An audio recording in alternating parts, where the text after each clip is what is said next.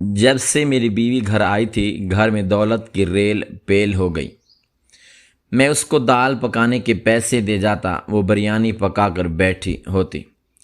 گھر میں نئی نئی چیزیں آنے لگیں۔ میں مزدور آدمی تھا، سوچنے لگا یہ سب کیا ہو رہا ہے۔ ایک دن کام پہ جانے کے بجائے گھر میں ہی میں چھپ گیا، کیونکہ بیوی پہ نظر رکھوں۔ ایسا منظر دیکھا کہ جان نکل گئی، کیونکہ میرے جاتے ہی 4 مرد گھر میں داخل ہوئے اور میری بیوی کو پیسے دینے لگے، اور پھر میری بیوی نے ایسی بات بولی کہ میں وہیں سجدے میں گر گیا۔ اس نے کہا کہ آپ لوگ دوسرے کمرے میں۔ محترم ناظرین، السلام علیکم ورحمۃ اللہ وبرکاتہ۔ میرا نام محمود ہے اور میں ایک غریب آدمی تھا۔ میری زندگی میں دولت کبھی نہیں آئی تھی، مگر سکون ضرور تھا، کیونکہ میری ماں میرے ساتھ تھی۔ وہی میرا گھر تھی، وہی میری دنیا تھی، وہی میرے لیے صبح کا ناشتہ بناتی تھی، شام کو میرا انتظار کرتی تھی۔ جب میں مزدوری کر کے تھکا ہارا واپس آتا تو میرے لیے پانی کا گلاس پہلے سے رکھا ہوتا۔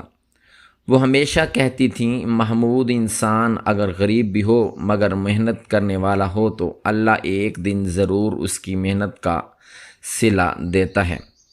میں ہر بار مسکرا دیتا، مگر دل میں سوچتا تھا شاید میرا نصیب ایسا ہی ہے۔ پھر ایک دن میری ماں اس دنیا سے چلی گئی، اور اس دن کے بعد میرا گھر صرف اینٹوں اور مٹی کی چار دیواری میں رہ گیا۔ اس میں زندگی جیسے کوئی چیز باقی نہیں رہی تھی۔ شام کو جب میں مزدوری کر کے واپس آتا تو دروازہ خود کھولتا، اندھیرا میرا استقبال کرتا، پھر خود ہی چولہا جلاتا، کبھی دال بنا لیتا، کبھی صرف چائے پی کر سو جاتا۔ کئی دن ایسے بھی گزرے کہ اتنی تھکن ہوتی تھی کہ کھانا بنانے کی ہمت ہی نہیں رہتی۔ پھر باہر کے ہوٹل سے سستی روٹی اور سالن خرید لیتا، مگر اس میں بھی میری آدھی مزدوری نکل جاتی تھی۔ میرے پاس اپنے کہنے کے لیے صرف ایک گھر تھا، مگر وہ بھی 2.25 مرلے کا ایک بہت چھوٹا سا گھر تھا۔ ایک ہی کمرہ تھا، ساتھ ایک چھوٹا سا صحن تھا، کچی دیواریں تھیں، پرانا سا دروازہ تھا، مگر وہی میری کل کائنات تھی۔ ایک دن میں اپنے ایک دوست کے ساتھ بیٹھا ہوا تھا، وہ میری خاموشی سمجھتا تھا۔ اس نے پوچھا، محمود، کب تک ایسے زندگی گزارو گے؟ میں نے آہستہ سے کہا، پتہ نہیں یار، اب تو گھر جانے کو دل بھی نہیں کرتا۔ امی کے بعد سب کچھ خالی خالی لگتا ہے۔ اتنے میں اس کی بیوی بھی وہاں آ گئی۔ وہ ہمیں چائے دے کر بولی، اگر ایک بات کہوں تو برا تو نہیں مانو گے؟ میں نے فوراً نظریں جھکا لیں، کیونکہ میں بڑا شرمیلا آدمی تھا۔ دوست کی بیوی کو سامنے کبھی نظریں اٹھا کر بھی نہیں بات کرتا تھا۔ وہ بولی، میری ایک کزن ہے، اس کا بھی اس دنیا میں کوئی نہیں ہے، اگر تم چاہو تو میں تم دونوں کی شادی کروا دیتی ہوں۔ میں نے چند لمحے سوچا، پھر کہا، مجھے کوئی اعتراض نہیں ہے، میری تو کوئی شرط بھی نہیں ہے، نہ میں یہ کہتا ہوں لڑکی ایسی ہونی چاہیے ویسی ہونی چاہیے۔ اگر وہ راضی ہے تو آپ لوگ شادی کروا دیں۔ وہ مسکرا کر بولی، پھر تو تھوڑے بہت پیسوں کا انتظام کر لو، باقی ہم دیکھ لیں گے۔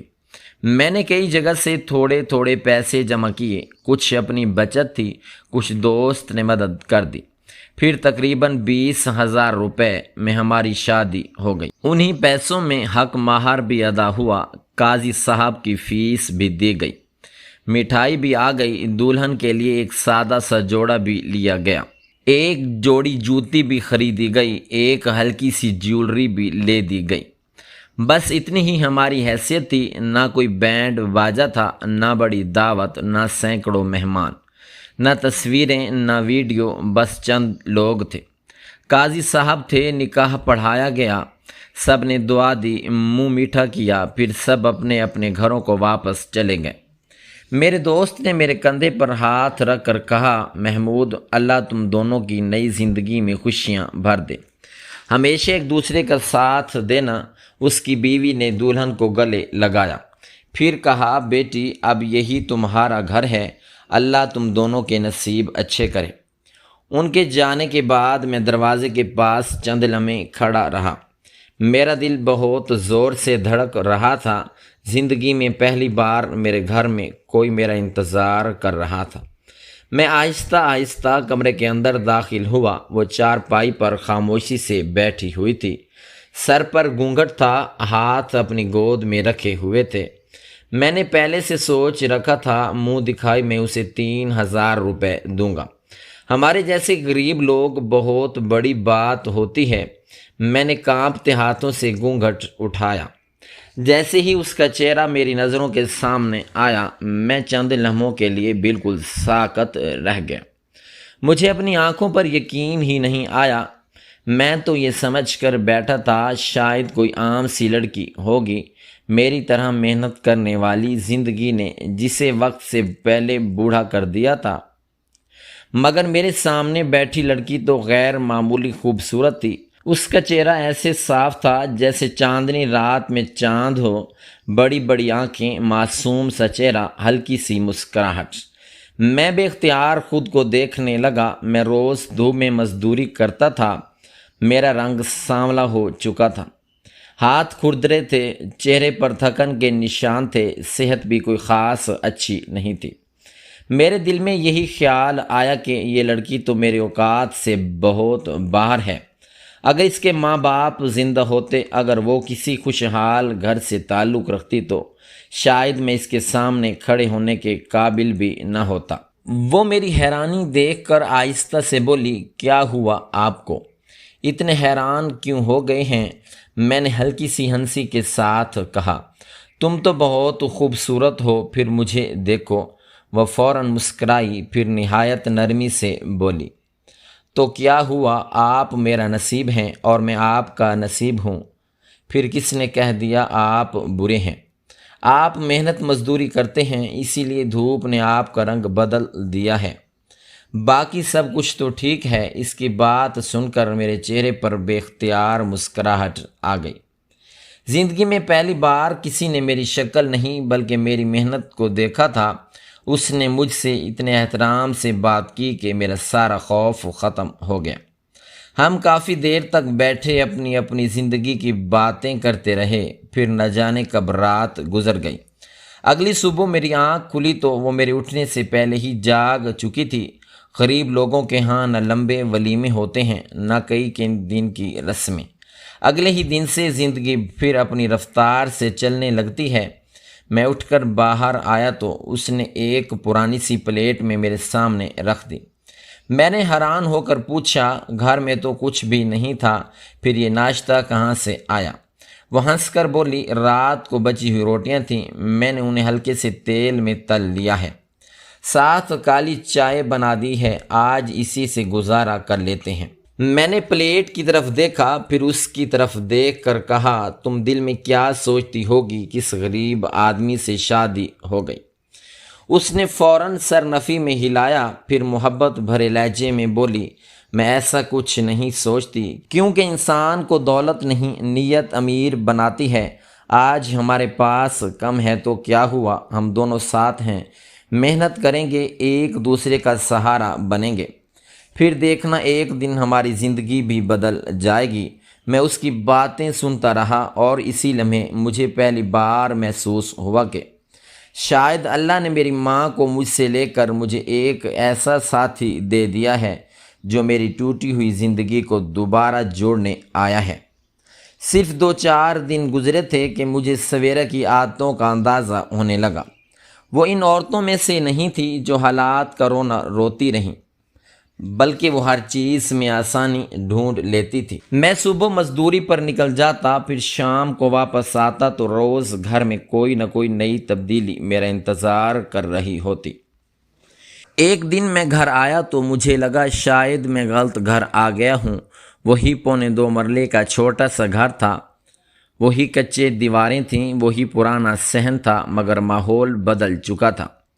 گھر پہلے سے کہیں زیادہ صاف ستھرا لگ رہا تھا، زمین پر ایک تنکا بھی نظر نہیں آ رہا تھا، سامان اپنی اپنی جگہ پر رکھا ہوا تھا۔ میں حیرت سے ہر چیز دیکھنے لگا، سویرا میرے چہروں کے تاثرات دیکھ کر ہنسنے لگی۔ یہ سب تم نے کیا ہے؟ وہ بولی۔ اور کون کرے گا؟ پھر میرا ہاتھ پکڑ کر ایک چیز دکھانے لگی۔ وہ بولی، یہ دیکھیں، امی جی کے پرانے بکسے میں کونے میں پڑے تھے، میں نے انہیں اچھی طرح صاف کیا، اوپر ایک موٹا کپڑا بچھا دیا، اب یہ ٹیبل بن گیا ہے۔ میں نے دیکھا واقعی وہ پرانے بکسے اب کسی خوبصورت میز کی طرح لگ رہے تھے۔ پھر وہ ایک گلاس کے پاس لے گئی، اس میں چند رنگ برنگے مصنوعی پھول رکھے ہوئے تھے۔ میں نے کہا، یہ کہاں سے آئے؟ وہ ہنس کر بولی، امی جی کی چیزوں میں مل گئے تھے، شاید کبھی کسی نے تحفے میں دیے ہوں گے۔ میں نے سوچا پھینکنے کے بجائے گلدان بنا دیتی ہوں۔ میں خاموشی سے اسے دیکھتا رہا۔ وہ مجھے کچن میں لے گئی۔ پرانے کپڑوں سے سلے ہوئے صاف ستھرے پردے لٹک رہے تھے۔ پھر کمرے میں بھی اسی کپڑے کے پردے لگے ہوئے تھے۔ میں نے حیرت سے پوچھا، یہ نئے ہیں؟ وہ بولی، نہیں، یہ امی جی کی پرانی چادریں تھیں، میں نے ہاتھ سے سلائی کر کے پردے بنا دیے ہیں۔ میں نے پہلی بار محسوس کیا کہ غریب آدمی کے گھر میں بھی سلیقہ ہو تو غربت اتنی بری نہیں لگتی۔ پھر وہ صحن میں لے گئی۔ ہمیں ہمیشہ پانی کی بڑی پریشانی رہتی تھی، ٹینکی میں ہر وقت کوئی نہ کوئی مسئلہ رہتا تھا۔ اس نے ریت اور سیمنٹ سے اس کی مرمت کر دی تھی، اب پانی بھی ضائع نہیں ہوتا تھا۔ وہ خوش ہو کر بولی، اب بار بار پانی بھرنے کی ضرورت نہیں پڑے گی۔ میں نے دل ہی دل میں اللہ کا شکر ادا کیا۔ مجھے لگ رہا تھا جیسے میرے گھر میں صرف ایک عورت نہیں بلکہ برکت آ گئی ہو۔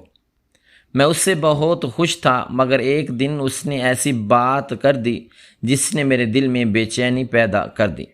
وہ آہستہ سے میرے سامنے آ کر بولی، ایک بات کہوں؟ میں نے کہا، ہاں کہو۔ وہ بولی، میں بھی نوکری کرنا چاہتی ہوں۔ میں نے چونک کر اس کی طرف دیکھا، پھر پوچھا، تم پڑھی لکھی ہو؟ وہ بولی، ہاں تھوڑا بہت میٹرک کیا ہوا ہے۔ میں ہلکا سا مسکرایا، پھر بولا، میٹرک والوں کو کون سی نوکری ملتی ہے؟ میٹرک تو میں نے بھی کیا ہوا ہے۔ وہ نرمی سے بولی، نوکری سے مطلب یہ نہیں کہ کسی کے دفتر میں بیٹھوں، اگر کسی کے گھر میں صفائی کا کام مل جائے یا سلائی کا یا کوئی اور جائز کام ہو جائے تو کر لوں گی۔ وہ بھی اپنی بات پوری کر نہیں پائی تھی، میں نے فوراً اسے روک دیا۔ میں نے سخت لہجے میں کہا، میں اپنے گھر کی عورت سے باہر جا کر کام نہیں کروا سکتا۔ وہ خاموشی سے میرے طرف دیکھنے لگی۔ میں نے بات جاری رکھتے ہوئے کہا، تم پردہ کرتی ہو، برقع پہنتی ہو، مجھے کبھی تمہیں کہنے کی ضرورت نہیں پڑی، مگر اس معاملے میں میں صاف کہہ رہا ہوں، میں اس بات میں بالکل آرام محسوس نہیں کرتا۔ وہ آہستہ سے بولی، لیکن اس طرح کیسے چلے گا؟ آپ اکیلے کب تک سب کچھ کریں گے؟ مجھے نہ جانے کیوں اس کی یہ بات اچھی نہ لگی۔ میں نے ذرا غصے سے کہا، کیا تمہیں لگتا ہے میں اکیلا گھر نہیں چلا سکتا؟ کیا مجھے تمہارے پیسوں کی ضرورت ہے؟ وہ فوراً بولی، ایسی بات نہیں ہے، میں تو صرف یہی کہہ رہی ہوں، یہ ہماری زندگی ہے، آج ہم دو ہیں، کل بچے بھی ہوں گے، مل جل کر محنت کریں گے تو زندگی آسان ہو جائے گی۔ وہ بار بار یہی کہہ رہی تھی، مل جل کر کام کریں گے، مگر نہ جانے کیوں یہی الفاظ میرے دل میں کھٹک گئے۔ میں نے قدرے سخت آواز میں کہا، کیا مل جل کر کام کریں گے؟ تم کیوں قدرتی قانون بدلنا چاہتی ہو؟ عورت کا کام گھر سنبھالنا ہے، مرد کا کام گھر کے لیے رزق کما کر لانا ہے، یہی ٹھیک ہے۔ اتنا کہہ کر میں خاموش ہو گیا۔ وہ بھی چند لمحے خاموش رہی، پھر آہستہ سے بولی، ٹھیک ہے، جیسے آپ مناسب سمجھیں۔ میں نے آخری بات کرتے ہوئے کہا، آئندہ اس گھر میں اس موضوع پر دوبارہ کوئی بات نہیں ہوگی۔ اس نے خاموشی سے سر جھکا لیا۔ اس دن کے بعد اس نے واقعی کبھی اس بات کا ذکر ہی نہیں کیا، مگر حقیقت یہ تھی کہ حالات بہت سخت تھے۔ گرمی اتنی زیادہ تھی کہ دوپہر میں سانس لینا بھی مشکل ہو جاتا تھا، اوپر سے مزدوری بھی روز نہیں ملتی تھی، کبھی ایک دن کام مل جاتا، پھر دو دن کوئی کام نہ ہوتا، جیب خالی ہو جاتی، گھر میں آٹا بھی ختم ہو جاتا۔ مگر میں نے کبھی سویرا کو شکایت کرتے نہیں دیکھا تھا، وہ ہر حال میں مسکرا کر کہتی اللہ بڑا کارساز ہے۔ ایک ہفتہ ایسا آیا کہ مسلسل 4 دن مجھے مزدوری مل گئی، روزانہ 1800 روپے ملے۔ میں خوشی سے نہال ہو گیا۔ میں نے سارے پیسے لا کر سویرا کے ہاتھ میں رکھ دیے۔ میں نے کہا یہ رکھو، اب پورا ہفتہ آرام سے گھر چلانا۔ وہ خوشی سے بولی فکر نہ کریں، مجھے بجٹ میں گھر چلانا آتا ہے۔ میں اگلے دن شام کو گھر آیا۔ میرے دل میں خیال تھا کہ آج دال چاول ہی بنے ہوں گے، کیونکہ یہی ہماری بس کی بات تھی۔ مگر جب سویرا نے میرے سامنے بڑی سی پرات رکھ دی، میں حیران رہ گیا۔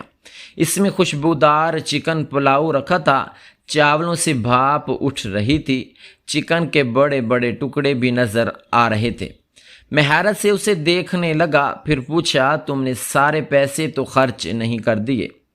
میں نے تو پورے ہفتے کے لیے 3-4 ہزار دیے تھے، اس میں دودھ بھی آنا تھا، سبزی بھی آنی تھی اور باقی خرچے بھی ہونے تھے۔ وہ اطمینان سے بولی نہیں سب ہو جائے گا، میں نے کچھ بھی ضائع نہیں کیا۔ میں نے کہا پھر دکھاؤ کتنے بچے ہیں۔ وہ اندر گئی اور ایک پرانی سی ڈبیا لے آئی۔ میں نے پیسے گنے، صرف 300 روپے خرچ ہوئے۔ میں حیرت سے اس کی طرف دیکھنے لگا۔ میں نے کہا 300 روپے میں چکن پلاؤ کیسے بن گیا؟ وہ ہنسنے لگی، پھر بولی پہلے کھانا کھا لیں پھر حساب بھی بتا دوں گی۔ مجھے بھی بہت بھوک لگی ہے۔ ہم دونوں نے مل کر کھانا کھایا۔ میں ہر نوالے کے ساتھ یہی سوچ رہا تھا، یہ عورت آخر کرتی ہی کیا ہے؟ اس کے بعد بھی عجیب باتیں ہونے لگیں۔ میں جتنے پیسے دے کر جاتا وہ انہی پیسوں میں گھر بھی چلاتی، پھر بھی ہر چند دن بعد گھر میں کوئی نئی چیز آ جاتی، کبھی کوئی برتن، کبھی کوئی ڈبہ، کبھی کوئی بالٹی، کبھی کوئی چھوٹی ضرورت کی چیز۔ ہمارے پرانے برتنوں کے کنارے ٹوٹے ہوئے تھے، کیونکہ کنڈے بھی غائب تھے، گھر میں کوئی چیز پوری نہیں تھی۔ ایک دن میں گھر آیا تو دیکھا نئے برتن رکھے ہوئے ہیں۔ میں نے حیرت سے پوچھا یہ کہاں سے آئے؟ وہ بولی پرانا کباڑ دے کر بدلے میں لے آئی ہوں۔ میں نے کہا پرانے برتن دینے کی کیا ضرورت تھی؟ وہ مسکرا کر بولی ٹوٹے پھوٹے برتنوں میں کھانے سے رزق میں برکت کم ہو جاتی ہے، اسی لیے بدل دیے۔ کچھ دن بعد میں نے دیکھا نئے پردے لگے ہوئے ہیں۔ میں نے پوچھا یہ بھی کہاں سے آئے؟ وہ ہنس کر بولی لنڈے بازار سے لائی ہوں، دھو کر استری کیے ہیں، اب دیکھیں کتنے اچھے لگ رہے ہیں۔ میں روز کوئی نہ کوئی نئی چیز دیکھتا تھا، روز پوچھتا یہ کہاں سے آئی؟ وہ ہر بار یہی جواب دیتی آپ نے جو پیسے دیے تھے انہی میں سے بچا کر لے آئی ہوں۔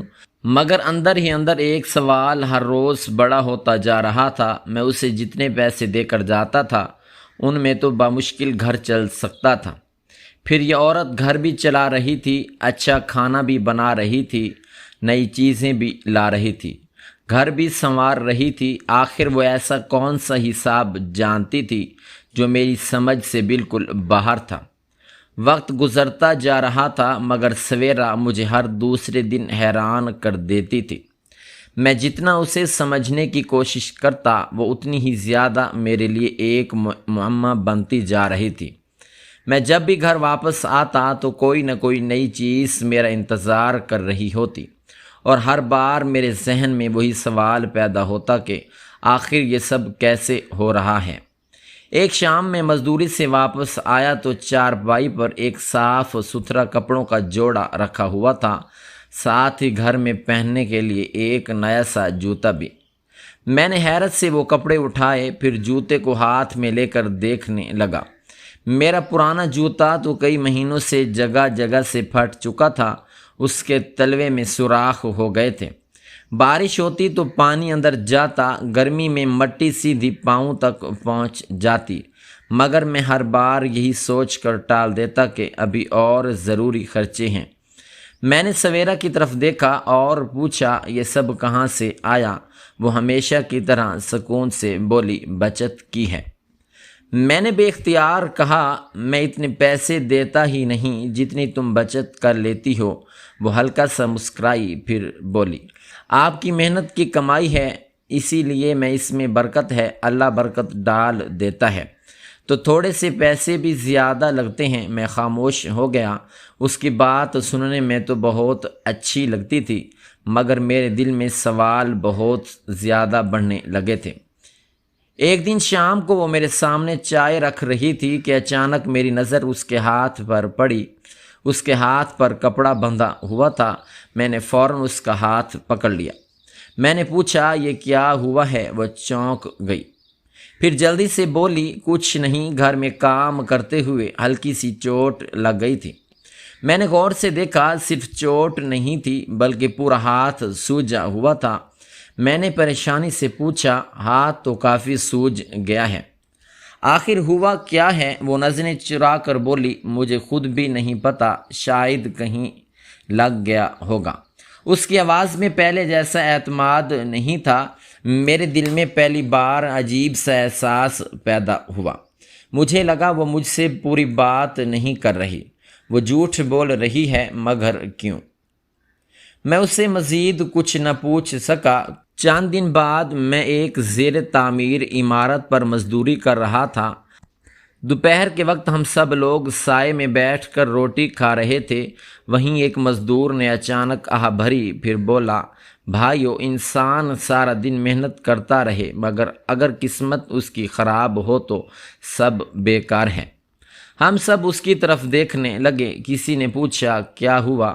وہ افسردہ آواز میں بولا، میں صبح کام پر آ جاتا تھا، رات کو واپس جاتا تھا۔ مجھے لگتا تھا میری بیوی گھر میں اکیلی ہے، محفوظ ہے، مگر وہ میرے پیچھے کسی اور کے ساتھ تعلق بنا بیٹھی۔ اب مجھے چند دن پہلے پتہ چلا ہے۔ اس کی آنکھوں میں آنسو آ گئے۔ وہ بولتا جا رہا تھا، اب وہ میرے بچے کی ماں بھی بننے والی ہے۔ میں نہ اسے چھوڑ سکتا ہوں، نہ اس کے ساتھ سکون سے رہ سکتا ہوں۔ میرا گھر تو برباد ہو گیا۔ اس کی بات سن کر میرے ہاتھ میں پکڑی روٹی جیسے پتھر بن گئی۔ مجھے اس آدمی پر بہت ترس آیا، مگر اسی لمحے نہ جانے کیوں میرے دل میں ایک خطرناک خیال بھی پیدا ہو گیا۔ میں بھی تو صبح نکل جاتا ہوں، رات کو واپس آتا ہوں، گھر میں نہ میری ماں ہے، نہ بہن، نہ کوئی اور۔ پورا دن سویرا اکیلے ہی رہتی ہے۔ آج کل تو لوگ چار دیواری کے اندر بیٹھ کر بھی غلط کام کر لیتے ہیں۔ آخر مجھے کیسے پتہ چلے گا کہ میرے پیچھے کیا ہوتا ہے؟ جتنا میں اس خیال کو جھٹکنے کی کوشش کرتا، وہ اتنا ہی مضبوط ہوتا جا رہا تھا۔ آخر ایک دن میں نے فیصلہ کر لیا۔ صبح تیار ہوتے ہوئے میں نے سویرا سے کہا، آج بہت ضروری کام ہے، شاید رات گئے واپس آؤں گا۔ وہ ہمیشہ کی طرح مسکرا کر بولی، اللہ آسانی کرے، اپنا خیال رکھیے گا۔ میں گھر سے نکل گیا، گلی کے موڑ تک گیا، پھر خاموشی سے واپس آیا۔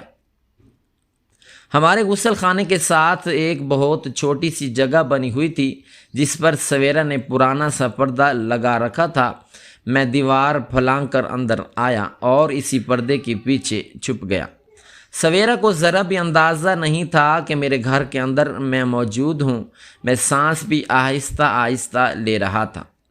چند منٹ بعد اس نے پورا گھر صاف کرنا شروع کر دیا۔ وہ پہلے صحن میں جھاڑو دیتی رہی، پھر کمرہ صاف کیا، پھر برتن دھوئے، پھر کپڑے تہہ کر کے اپنی جگہ رکھ دیے۔ میں خاموشی سے سب کچھ دیکھتا رہا۔ کافی دیر بعد وہ برقع پہن کر گھر سے باہر نکلی۔ میرے دل کی دھڑکن تیز ہو گئی۔ میں سوچنے لگا آخر کہاں جا رہی ہے۔ تقریباً آدھے گھنٹے بعد وہ واپس آئی۔ اس کے ہاتھ میں کوئی بھاری سی چیز تھی۔ وہ اسے اٹھا کر چارپائی کے قریب لائی۔ میں نے غور سے دیکھا تو سلائی مشین تھی۔ اس نے مشین رکھی، دوپٹہ اچھی طرح سنبھالا، پھر کپڑوں کی ایک گٹھڑی کھولی۔ اس کے بعد مسلسل مشین چلانے لگی۔ پورے گھر میں مشین کی آواز گونجنے لگی۔ وہ ایک کے بعد ایک کپڑا سیتی جا رہی تھی۔ اس کے ماتھے پر پسینہ آ گیا تھا، مگر وہ بغیر رکے کام کرتی رہی۔ میں حیرت سے یہ سب کچھ دیکھ رہا تھا۔ اتنے میں دروازے پر دستک ہوئی۔ میرا دل زور زور سے دھڑکنے لگا۔ سویرا اٹھی، دروازہ کھولا، ایک اجنبی آدمی اندر آیا۔ میری سانس رک گئی۔ میرے ذہن میں نہ جانے کتنے خیال ایک ساتھ آنے لگے۔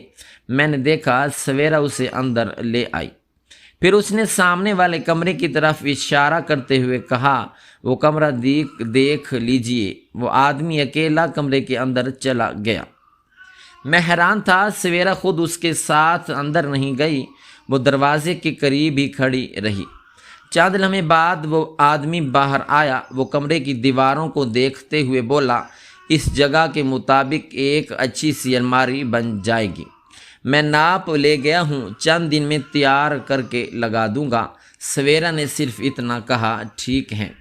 वो आदमी वापस चला गया। दरवाज़ा बंद करने के बाद सवेरा दोबारा चारपाई पर आकर बैठ गई।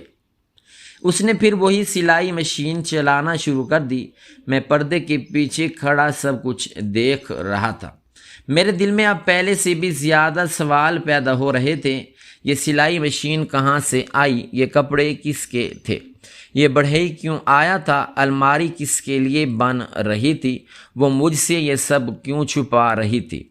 मैंने मुनासिब मौका देखा, खामोशी से उस दीवार से बाहर निकल गया। गली का चक्कर लगाकर ऐसे चला गया जैसे वाकई सुबह से मैं मजदूरी पर मौजूद था। मगर अब मेरा दिल बेचैन था। पूरा दिन उन्हीं ख्यालों में गुजरा। रात को जब मैं घर वापस आया तो मैंने दिल ही दिल में फ़ैसला कर लिया था, आज मैं सवेरा से बैठकर हर बात ज़रूर पूछूंगा, क्योंकि अब मेरे लिए खामोश रहना मुमकिन नहीं रहा था। इस रात मैंने खाना खाने के बाद सवेरा को अपने पास बिठाया। मेरे दिल में अब गुस्सा नहीं था, बल्कि सिर्फ ये जानने की ख्वाहिश थी आखिर हकीकत क्या है। क्योंकि पूरे दिन मैंने अपनी आंखों से जो कुछ देखा था उसमें मुझे कोई बात गलत नज़र नहीं आई थी, मगर उसकी खामोशी और मुझसे बातें छुपाना मुझे परेशान ज़रूर कर रहा था। मैंने नरमी से कहा, सवेरा मुझे एक बात बताओ। वो मेरी आवाज़ सुनते ही घबरा गई। उसके चेहरे का रंग बदल गया। शायद उसे लगा था मैंने सब कुछ देख लिया है। उसने धीरे से पूछा, कौन सी बात? मैंने कहा, आज मैं घर पर ही था। ये सुनते ही उसकी आंखें हैरत से फैल गईं। वो चंद लम्हे खामोश रही, फिर उसने नज़रें झुका लीं। मैंने उसका हाथ पकड़कर कहा, घबराओ नहीं, मैं सिर्फ हकीकत जानना चाहता हूँ, क्योंकि मैंने कोई गलत काम नहीं देखा। ये सुनते ही उसने गहरा सांस लिया, फिर आहिस्ता आहिस्ता बोलना शुरू किया। वो सामने वाली आंटी है ना, उनसे मेरी अच्छी दोस्ती हो गई है। मैं भी जानता था सामने रहने वाली खातून बहुत शरीफ और नेक दिल औरत थी। सवेरा ने बात जारी रखते हुए कहा, उन्होंने मुझे एक दिन सिलाई करते देखा तो पूछा, तुम्हें सिलाई आती है? मैंने कहा, थोड़ी बहुत आती है। फिर उन्होंने मुझे अपनी सिलाई मशीन दे दी और कहा, जब फारिग हो तो कपड़े सी दिया करो। मैं उस दिन आपको यही सब बताना चाहती थी, मगर आप गुस्सा हो गए थे।